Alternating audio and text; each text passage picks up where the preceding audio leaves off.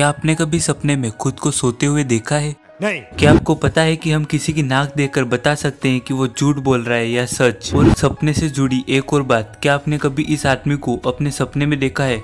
ध्यान से देखो। आज की इस वीडियो में मैं आपको कुछ ऐसे अमेजिंग और मिस्टीरियस साइकोलॉजिकल फैक्ट्स बताने वाला हूँ और लास्ट तक तो आप वीडियो को बिना लाइक किए जा ही नहीं पाएंगे। तो चलिए शुरू करते हैं। Number 11, the psychology of brain. 1897 Russian psychologist Ivan Pavlov ने एक अमेजिंग साइकोलॉजिकल एक्सपेरिमेंट किया। इवान पेवलोव डॉग के डाइजेस्टिव सिस्टम पर रिसर्च कर रहे थे, इसलिए हर रोज डॉग का खाना उनका असिस्टेंट लेकर आता था। एक दिन पेवलोव ने नोटिस किया कि लैब असिस्टेंट की पैरों की आवाज सुनते ही डॉग के मुंह से लाक बढ़ना शुरू हो जाती है, यानी डॉग ने खाने को असिस्टेंट के पैरों के साथ एसोसिएट कर दिया था। मतलब जब असिस्टेंट आएगा तब खाना मिलेगा। पेवलोव ने इस एक्सपेरिमेंट को आगे ले जाने का सोचा। अब जब भी डॉग को खाना दिया जाता उससे थोड़ी देर पहले एक बेल बजाई जाती। ऐसा रोज करने से अब डॉग ने खाने को बेल के साथ एसोसिएट कर दिया था। अब जब भी बेल बजती डॉग के मुंह से लार टपकना शुरू हो जाती। इसी को उन्होंने कहा क्लासिकल कंडीशनिंग। जैसे किसी खास स्मेल, जगह, मौसम, गाने, परफ्यूम से किसी की याद आ जाती है। ऐसा क्यों? क्योंकि आपके ब्रेन ने उस पर्सन को उस पर्टिकुलर थिंग के साथ एसोसिएट कर दिया होता है। जैसे भारत में फॉर्च्यूनर में बैठा एक भोला भाला आदमी भी किसी बड़े पॉलिटिकल बैकग्राउंड वाला ही लगता है। Number 10, simplicity is the power. पहले ये क्लिप देखो। मशीन का डेफिनेशन बोलो। Sir, machine is anything that reduces human effort sir.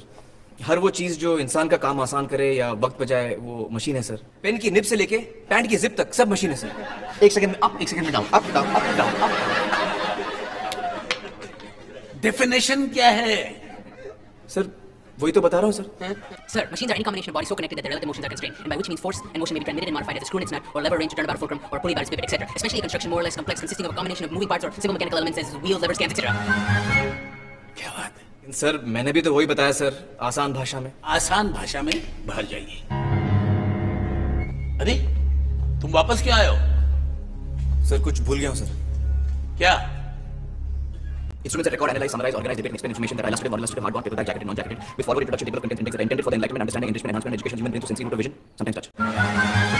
अरे कहना क्या चाहते हो? किताबें सर, बुक्स भूल गया हूँ सर, ले लो। तो सीधा सीधा नहीं कह सकते थे?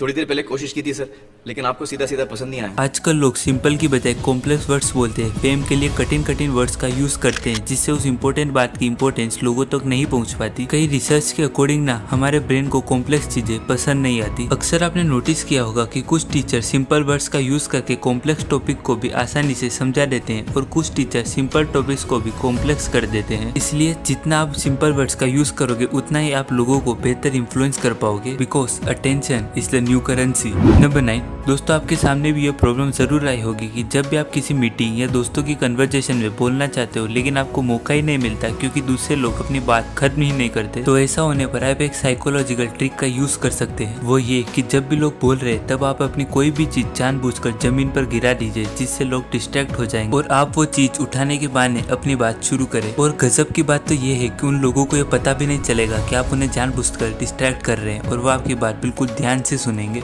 नंबर 8, दोस्तों हम सभी की लाइफ में समय समय पर ऐसा जरूर होता है कि हमें कोई इंपॉर्टेंट डिसीजन लेना होता है। कभी हम सही डिसीजन लेते हैं तो कभी हम गलत डिसीजन लेते हैं। लेकिन दोस्तों क्या आप बता सकते हैं कि किस समय लिए गए डिसीजन अधिकतर सही साबित होते हैं? चलो देखते हैं साइकोलॉजी क्या कहती है। ह्यूमन साइकोलॉजी के अकॉर्डिंग रात के समय यानी सोते वक्त लिए गए डिसीजन पर कभी संदेह या डाउट मत करना, क्योंकि उस समय हमारा दिमाग एकदम शांत होता है और हमारा कॉन्शियस और सबकॉन्शियस माइंड आपस में कनेक्ट करके हमें सही राह दिखाते हैं। इसलिए रात के समय लिए गए निर्णय में ज्यादा चांसेस होते हैं कि वह सही साबित होंगे। इस वीडियो को पार्ट 2 जरूर देखना क्योंकि वो भी काफी अमेजिंग होने वाला है। जय हिंद, वंदे मातरम।